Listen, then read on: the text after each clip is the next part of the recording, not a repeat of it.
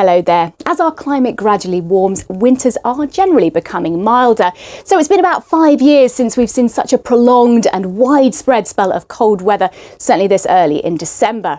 Now, over the next few days, we're going to keep that theme. So it's staying cold with wintry showers, icy stretches in the forecast, and some freezing fog. So multiple wintry hazards around. Now, let's look at temperatures, because on average this time of year, they're around about 6 to 9 degrees. But this week, they're going to be perhaps just a degree or two above freezing, not even reaching freezing for some of us. And overnight, typically staying above freezing, but this week down at -5, -6 degrees, quite often colder than that in places.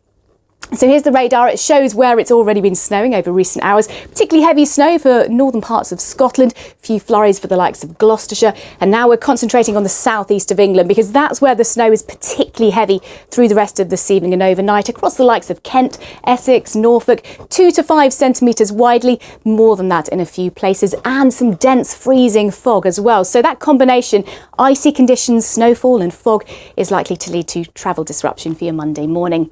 Now look at the temperatures tonight. Under the clear skies across Scotland, we could see -15 degrees. So it is going to be the coldest night of the year so far tonight, with a really hard frost to start your Monday morning. A fair bit of sunshine on Monday, though, for Scotland, Northern Ireland and Northern England too. It's going to be cloudier further south across England into East Wales. Could be the odd snow flurries still coming out of that cloud with some dense freezing fog as well. And it is going to feel very cold, particularly if you keep the fog. I think those temperatures may well stay below freezing once again all day. Now, if we look at Tuesday then, the fairly slack pressure gradient means there's not a lot of wind to move through the mist and the fog. So again, some lingering freezing fog patches in the south. Fairly cloudy conditions working in here. Best of the sunshine on Tuesday further north across the UK, with wintry flurries once again across the north of Scotland. But a fair amount of dry weather elsewhere, and temperatures again between about 1 to 3 degrees above freezing.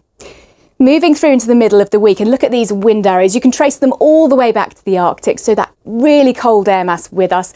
A little subtle change in wind direction for the middle of the week. So those cold northerly winds still bringing some showers, but improved visibility. So we'll lose the mist and the freezing fog that we've got earlier on in the week. This is how Wednesday's shaping up then. Those northerly winds driving further snow showers into northern Scotland and down the northeast coast of England as well. But most other places looking dry, and there'll be more sunshine, less in the way of fog and low clouds. So temperatures around about 3 or 4 degrees through the middle of the week.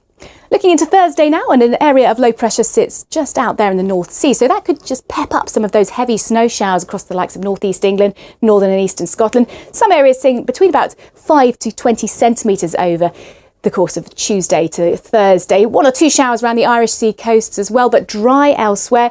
Still below average, but not quite as cold as it will be for the next couple of days.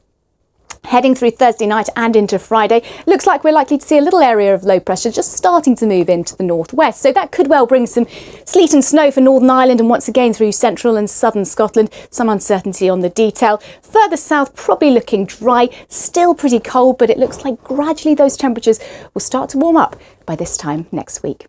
Bye-bye.